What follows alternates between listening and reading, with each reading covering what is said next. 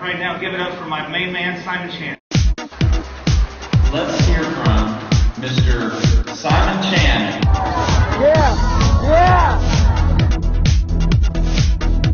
Mr. Simon Chan!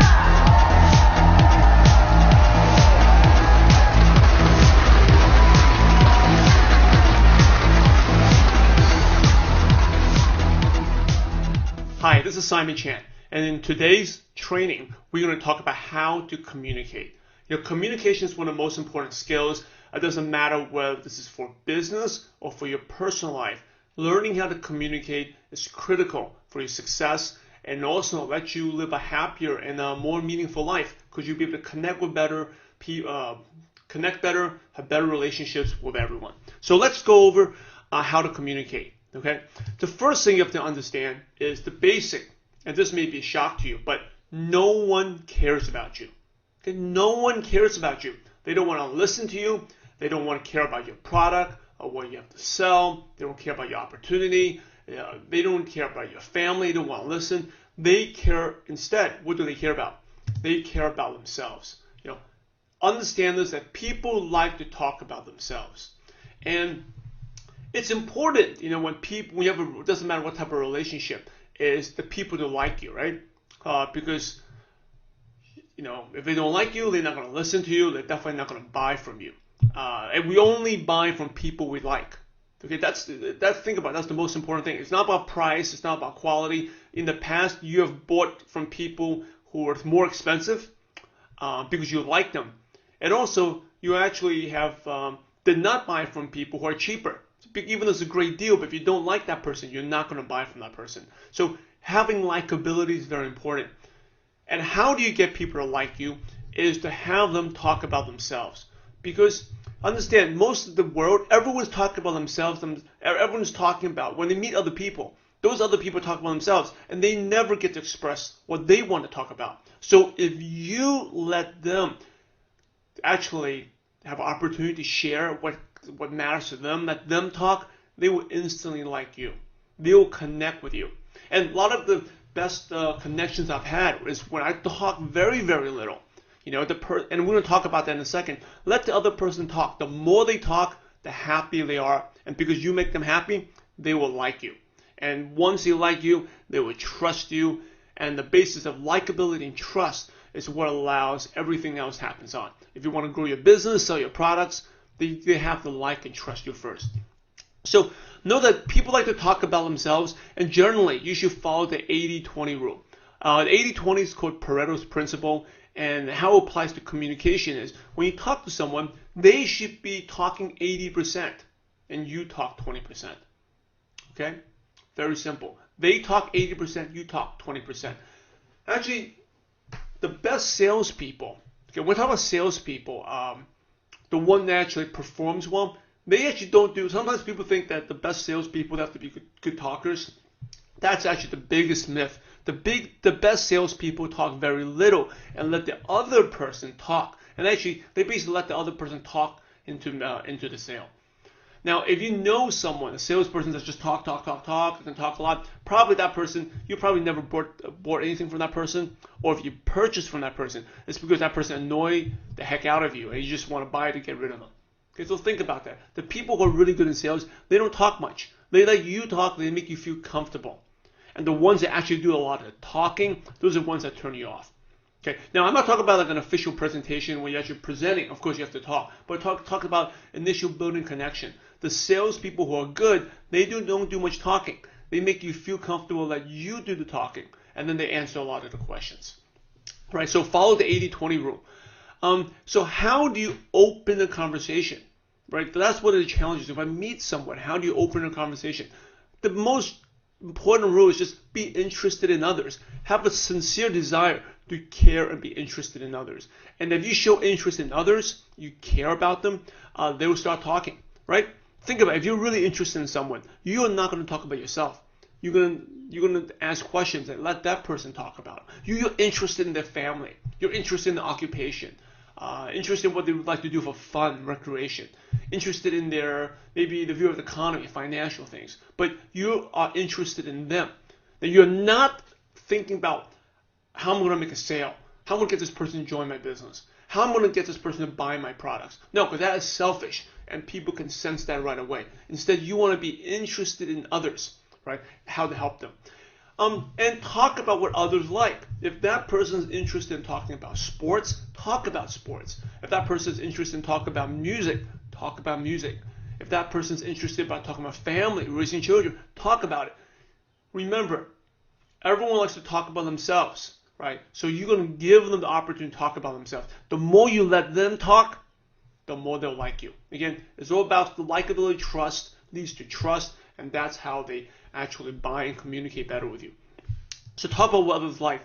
And if you have a business, find out how your business can help that person. Okay? Find out how your business can help that person. If you're trying to think about yourself, that's very, again, selfish, and people can sense that. People will run away from you. Instead, think about how your business can help that person, and the more you're focusing on that, people become impressed with you. I always talk about providing value. The turning point in my business is when I just read a great book by Zig Ziglar called Secrets to Closing the Sale, which is something I highly recommend. And that book basically teaches you that if you have a desire to really help people, and you really should, because you should believe in your product, that your product can help others, and you really feel your business can help others, people will sense that, and they will actually end up buying. But if you approach people with the way that, I'm going to make money off of them, people will sense that and run away, right? You really have to have this genuine desire to help people. And all the stuff about communication, I highly recommend you read this book, How to Win Friends and Influence People. This is a book that actually one of the top 5 books that really changed my life. I knew communication was important. I didn't know what to do. A lot of the lessons right now I'm sharing with you, a lot of the bullet points, main points from this book. But definitely pick this copy up. It's actually one of the best sellers for over 70 years, and the money, it's way worth investment. It's actually a book I reread once a year just to keep my skills and remind me that if you want, it's called How to Win Friends and Influence People. If you want to win friends and influence people, you really have a genuine desire to help others and be interested in others. So one of the keys to have a good conversation, be interested in others, is to ask open-ended questions. Okay, what's an open-ended question? It's any question where the answer is not simply a yes or a no. So, for example, if I ask someone, "Did you go to school yesterday?" Yes, no. See, that's not an open-ended question, right? Did you go work out, exercise yesterday? No. Yes. That's not an open-ended question. That actually conversation wouldn't lead to nowhere. Okay, so an open-ended question is something that gets them elaborate more, get them expand. Think about. I always like to use that analogy. It's like an onion, and we ask them questions. You want to get to know the person, and the person. Remember, the person loves to talk about themselves, right? People love. Remember that. That was the first point we talked about. So the more you ask them, it's like an onion. They peel off the layers, and it gets to the core. And the more they peel off, the more they share with you. Again, the more you share, the more they like you, and that builds the trust again. Okay, and trust leads to, once you have the trust, they will listen to you. If you want to help them, they will buy your product, join your business. So examples of open-ended questions. For example, some questions, you can ask the questions how, why, what, where, and when. So, for example, what are 3 things you like to do? What are 3 things you like to do for fun? Right? Get them to elaborate more. And if they talk about, I like to play basketball, I like to listen to music, I like to go dance. And then you can say, wow, that's great. I mean, what is some type of dancing you like to do? Or what are some sports you like to watch? Right? Open-ended questions always peels out the layers and exposes you more. And you can ask more and more.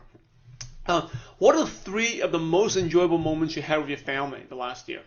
Okay, what are 3 of the most enjoyable moments you had with your family last year? Again, great open-ended questions. What is your opinion of the current economy? Okay, what's your opinion of the current economy? Again, it's an open-ended question. How have things changed in your job this year compared to last year? Right? Open-ended. You get people to open up. Now, one of the keys I want to, if you just keep asking question after question, it seems like an interrogation, right? People like that. So one of the keys is, after they reply, share a little bit about yourself. Because remember the 80-20 rule. They do most of the talking, right? Share a little bit about yourself. And then you ask another question again. All right, so let's take the first example here. What are 3 things you like to do for fun? If they say like I like to play sports, I like to listen to music, and I like to dance. Okay, so just so you pick up on the sports, you share a little bit about yourself. Say, well, for example, like, wow, I like to play sports too. I like basketball a lot. You know, and then you end with a question. Okay, what are some sports you like to play? You guys follow that? So you share a little bit about yourself, but you end with a question, right? If the person says, what are some of the most enjoyable moments you have with your family the last year? So maybe you say that we went on a vacation to Hawaii. It was a lot of fun. You know, maybe you share something about yourself. Oh, you know, I loved Hawaii, but I've never been there. I actually plan to go this year. But when did you go to Hawaii? You know, well, tell me, how long did you stay there for? Okay, so you ask another open-ended question. If someone says, what's your opinion of the current economy? You know, they say the current economy, I think it's, you know, terrible. I can see the trends, the layoffs, the retrenchment. So maybe you can say, you know, I actually feel the economy is actually slowed down too. In the U.S., it's slowed down a lot.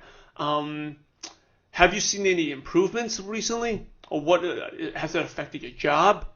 Okay, so you see what I'm saying? You share a little bit about yourself, so you make it more. You share so he knows you about a little bit more, and then but you always end with a question. Okay, and the more you share about yourself, again, that builds a little bit of likability and trust. Another example: how things changed at your job this year compared to last year. They may say, "Oh, I know we don't have as many open projects now. We worry about your jobs." And maybe you can share something about yourself. Oh yeah, you know, in our company, we just got laid off like 500 people last week, and people worry about their jobs. And then you can end with a question: have they had any layoff at your job as well? Or what do you plan to do for your job to be security? Okay, so that's an example. Share a little bit about yourself, but you always end with a question. Okay, so what do you talk about? What can you ask about? That's an acronym called FORM. Very simple. You ask for about family. Talk about the family. Talk about the kids. People love to talk about the children. I mean, I just had a son. People love. You ask me, I can show pictures and stuff. Sometimes I almost get too carried away. I realized that, wow, I should be talking about them. But once people start talking about family, I have a natural tendency. Again, this just tells you, like, I'm trained to be interested in another person. But I catch myself doing this. Like when people ask about my dog, Obi, or talk about my son, all of a sudden I'm taking out my phone, I'm showing them pictures, I keep talking, and then I have to realize, okay, Simon, stop. I have to be interested in them. So I catch myself doing this too, right? Because it's natural. Everyone, remember, likes to talk about themselves. People like to talk about family. Another thing is occupation. You can ask them about occupation. You know, how long have you been in your current job right now? Like, what do you plan to do? What are some of the biggest challenges you have at your job? What are some things you enjoy doing at your work? Okay. The next ones are recreation. What do you like to do for fun? You know, I like to do exercise every day, work out. I like to do yoga. I like to read. What are some things you like to do? Okay, and they say I like to read too. That's great. You know, one of the best books I read is How to Win Friends and Influence People. What are some books that you're reading right now? Okay, remember, share about yourself and always end with a question. And then the money, the last thing, for money. Talk about financial things. You could talk about economy. So economy, your job situation, recession. Anyway, so these are the things saying form, F-O-R-M. So practices. You can practice with your spouse. You know, actually, your spouse or probably your girlfriend or your wife will love you. Your mom, you know, if you or your family, just talk to them. For once, you'll be like, wow, you're not just talking about themselves. You care about other people. Plus, when you ask about other people, remember, you're genuinely interested in a person. You show care. And care, they let them talk. They like you. And likability builds trust. Okay, so try this out. That's the basis of communication. And the most important thing is, remember, be interested in others. If you think about that rule, that would help you out. If no one cares about you, they care about themselves. And if you show genuine care to be interested and to help other people, they will in turn be very impressed with you. They will like you, they trust you, and this will lead to better relationships. And these relationships will allow you to be more successful in your business and also in your personal life. So that's it for the training. Start practicing today. Be interested in others. Really care about helping others. And you see how this can really change your life. This is Simon Chan. I'm signing off. And I'll see you next time.